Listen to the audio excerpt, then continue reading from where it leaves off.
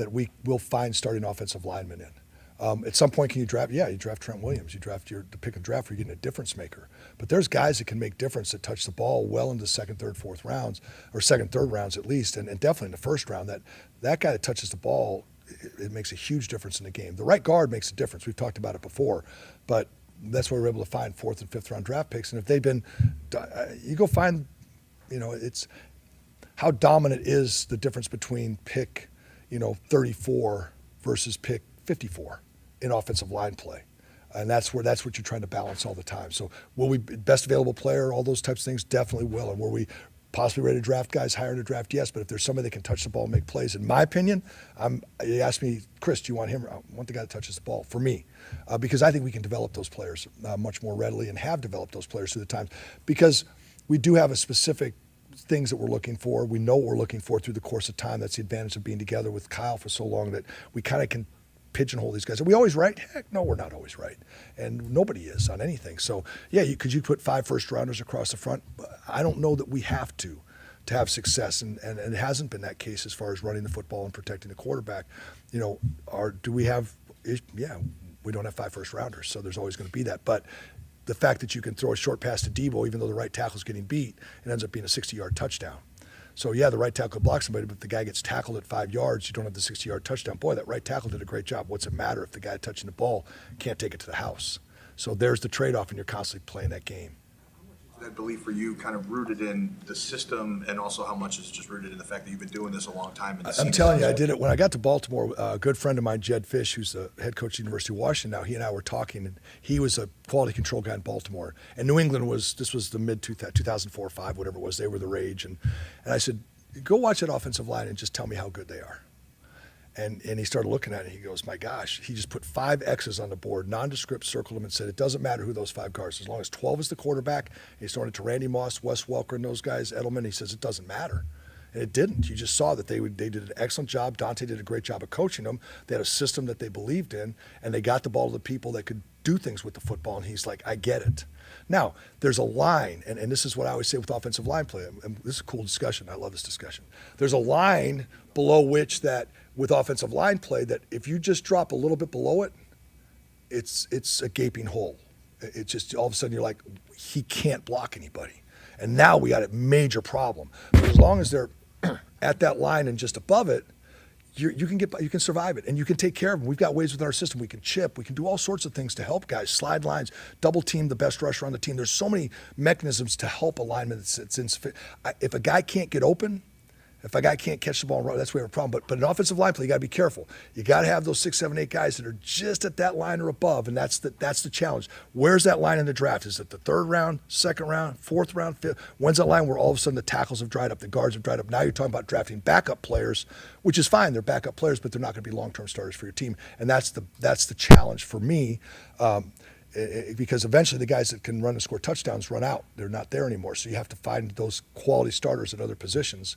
And you got to be right, because oftentimes when you draft a lineman in the 4th or 5th round, there might be a guy that could come in immediately and contribute on special teams, contribute to be a backup linebacker, safety. And that's where, so I'm not, okay, we didn't draft him first, second. We got to take somebody in the 4th round here, because I got 5 guys, got 5 holes to fill. So. Who's a guy that you, through the years, have said, this is a backup guy that we just drafted, who then turned out to be really, really good? I don't want to go. I got to think back. It turned out to be good? Yeah. That you thought was like, I don't know if anybody comes to mind offhand. I'd have to think for a minute here. I'd try to stay away from the current roster, you know what I'm saying? So I'm going back years before that. And no, there are probably guys that were on the team that I may have labeled as backups when we got there, and then they end up projecting beyond that. But I can't think of any offhand. You were optimistic that Ben Barch would take another step from his ACL injury. Are you seeing that this offseason? 100%. In fact, thanks for reminding me. I forgot he had the ACL. That's why it was kind of that little bit of a delay. And he got back in there this year, and he is this spring. He's taken a step. Now we're playing in shorts, but his initial, he's heard it. He got away from it. He's come back, and he's looked very, very good at center and guard. And we'll see when we get the pads on if he's able to play with a little more anchor, a little more strength in the things. But right now, he looks like he's been here for 3 or 4 years and has fit in very well. We're happy with Ben. What do you like about Nugent? Nuge Nugent's a good guy. Okay, Nugent, here's a good story. His dad and I played college football together. He was the quarterback, I was the center, so we had a very special relationship. The dad, though, his name's Terry Drake. We watched him at Michigan. He was at Stanford. We looked at all the Michigan linemen, and we got to the end of the draft. We got to the week before the draft. We started looking at the guys we think are going to be drafted 6th, 7th, or not be drafted at all. He fits our style. You know, he is the more undersized, quick guy that plays with a lot of leverage and things like that may not be big enough, may not quite be the prototypical starter guy, but he does have some of those traits that we really like, and he fits our system real well. That's what we saw. Even though Michigan didn't highlight outside zone at all. I mean, PFF has this thing where you can take they categorize the play by outside, inside, gap scheme. They had like 17 outside zones the whole season, and they ran the crap out of the ball. And so it was hard to bet, but you had to look at his testing, and we did like him a lot. A really good kid, and personally, because knowing the dad, knowing the family, I felt really good about the character of the kid as well, so we liked that as well. What have you seen so far from Isaac Alarcon? I'm sorry, say again? Isaac Alarcon. Isaac? He's doing a good job. Yeah, he's an upgrade. He's a little bit better than our last year, Fredo. He's a little bit better than the guy we've had the last 3 years around here. He does a good job. He's a little more athletic, moves around, and Alfredo did a great job for us. Great job. But this guy's actually pretty good. He's doing a good job. I like him. What have you seen from Isaac Arendo? Just obviously it's really early, but Very early, really smooth, fluid runner like we saw in college. I think he's gonna be a good pass receiver, but still early to tell. Those backs are rotating through pretty good. They're all doing a nice job right now. I really liked the back. When we were looking at the backs, he was a guy that really stood out to me as, even though he didn't play all the time, you saw the flashes, you saw the speed, and that's a dimension that we're looking to add to our backfield. Not that Christian's not fast. Christian would kill me if I said he wasn't fast enough. He's plenty fast enough, but you're always trying to add one more big hit element. Chris, Pooney can play a bunch of spots. Is there a spot that he's more advanced in, and if you had to start him right away, he's more advanced in any of the 5 spots? He's played guard and tackle. I think, I don't know. He might have even played center at some point, but he's built to be a guard. Now, does that not mean he won't be our 4th tackle? Possibly, the way the roster shakes out. Could he be our starting right guard or left? I mean, he could be a swing guard. The only thing I'm not sure I'm going to rep him at is center, but he's going to be able to play left guard, left tackle, right guard, right tackle. We're primarily working him at right guard right now. That's a place we felt we could get some competition going and work at that spot, but he easily could be the 4th tackle, 3rd. I mean, he could work in anywhere there. He's got ability to play all. He's best suited to guard, though. He could end up, you never know what happens. Hopefully, we'll see how it plays out. At left tackle, have you kept in touch with Trent Williams at all in the last few months? And then how do you like how Jalen Moore and Brandon Parker are looking? Yeah, Trent always is. We stay in touch. A little bit. His off season's his off season. He takes care of himself. Always comes back in good shape. It's all voluntary. I've learned a long time ago to never be upset whether a guy's here or not. It's voluntary. They put the V word in front of it. It is what it is. It's voluntary. So how can I get mad when a guy doesn't come when it's voluntary, right? So he works hard. He always comes back and is a good player and in good shape. Jalen Moore has continued to. He always progresses. Jalen's not a. If you guys know Jalen or met Jalen or talked to him at all, he's a very soft-spoken, very even-keeled guy. But yet every year he just comes back a little bit better, a little bit better, a little bit better. And I'm really impressed with how he's doing this year. And he's got to dig in. As I said, he's got the most thankless job in the world, right? He spends the whole offseason, the whole preseason being our starting left tackle. It precludes him from competing at right guard or right tackle because somebody has to go play our left tackle spot and be there when Purdy's in the game or when we're trying to get things going. And so he's kind of locked into that, perennial backup role. But then you never know, hopefully nothing happens. But if something does, that he's ready to go. And he's really proven every year to embrace more. And I love Jalen. I love what he does. He's not going to jump off the screen at you. He's not going to jump off personality-wise, but I love the guy. Great guy. And he has improved every year. Your rookie offensive lineman had really fast short shuttle times. How big of a point of emphasis was that in meeting rooms prior to the draft? And have you seen some of that translate on the field already? Yeah, that was interesting. Yeah, I know somebody sent it to me. I think whoever put out there, whatever. I don't have one of those social media things, but somebody sent it to me, and I saw it. Well, that's cool, but I think it's more of the traits. We see the traits in a player, and it just so happens to translate to short shuttle. Now, short shuttle to me, short shuttle is a science. Short shuttle, you can train the kid to run a short shuttle. There's a thing to the feet, the hands. I don't know what it is, but literally they can just by training it properly knock time off it that doesn't demonstrate as much of their core skills, right? The 3-cone drill has a little harder. Doesn't matter how technical you are. There's so much start and stop and weaving.